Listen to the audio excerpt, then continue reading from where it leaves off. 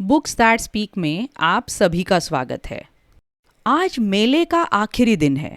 नीलू और जुबेदा ने जलेबी, इमरती और मक्का खाने की योजना बनाई थी, लेकिन अब क्या, नीलू कहीं भी नहीं दिख रही है।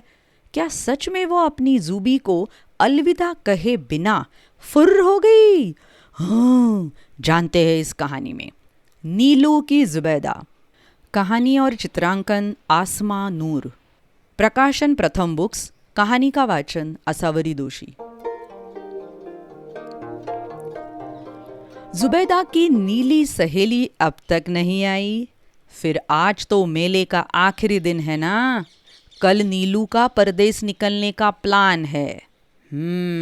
आज मेले में इस मौसम की आखिरी मुलाकात तय की थी। क्या नीलू बिना अपनी जुबी से मिले फुर्र हो गई? ऐसे कैसे? जुबी ने चोटी से लाल फीता खींचा और हवा में लहराया बार बार। नजर उठाए गर्दन दुख गई, पर आसमान खाली रहा। नीला नीला पर नीलू से फीका। जुबी मुरझाई सी मेले की तरफ चलने लगी।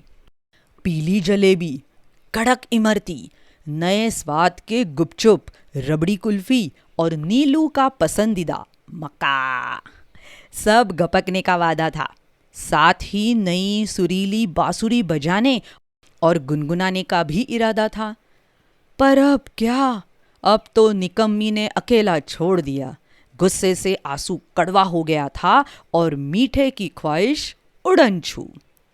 मेले के मैदान में चटकीले रंग भरे थे। सिंदूरी लाल, चुभती नारंगी, करकश काला, चमचम पीला। इन सब रंगों की हंसी उड़ाने के लिए चाहिए था ताजा नीला। बड़ा चक्का चकरा रहा था। उस पर जुबी का मन घबरा रहा था। नीलू तो पक्की यार थी, फिर क्यों नहीं आई? जाने की धुगधुगी में ठिठुर रही होगी क्या? या कहीं उसके झुंड वाले अंकल ने इंसानी दोस्ती पर पाबंदी तो नहीं लगा दी? या कोई बहेलिया कहीं?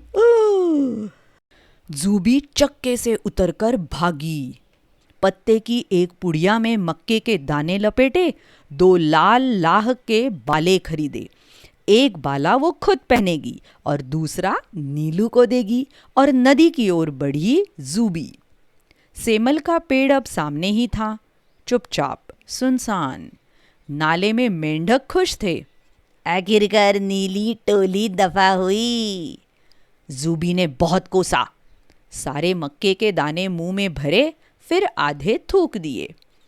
सेमल के जड़ की मिट्टी को बाला से कुरेदा, फिर एक बाला को दफनाया, दूसरा नदी में फेंक डुबाया। कभी 2 दोस्त बराबर प्यार नहीं करते, एक ज्यादा दूसरा कम। मैं ज्यादा, नीलू कम। नहीं चाहिए मतलबी दोस्ती। दादी की आवाज आई। मेले में कुछ खाई जुबैदा? फट से आंख सुखाई, नाक निचोड़ा और घिरनी होकर घर में घुस गई। यूं नीलू जैसी उड़ी जूबी बिस्तर पर जा गिरी जूबी, पर किसी को आंसू से फूला उसका मुंह पकड़ ही नहीं आया। तकिया जब तालाब बन गया, जूबी ने अपनी नाक उठाई। खिड़की पर नीलू बैठी थी। चोंच से कुछ लाल जुड़ा था। क्या वो जूबी के लिए वापस आई थी?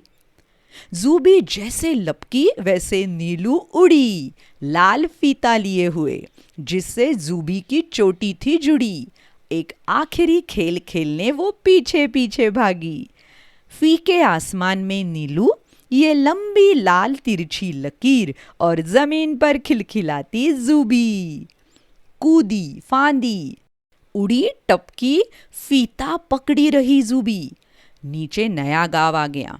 दोनों ने लाल बूटे खाए, कुत्तों को टपलियां मारी, गेहूं की बलरियां बिखेरी, टिड्डे उड़ाए और बादलों की सिलाई भी की। फिर जूबी के पैर जम गए।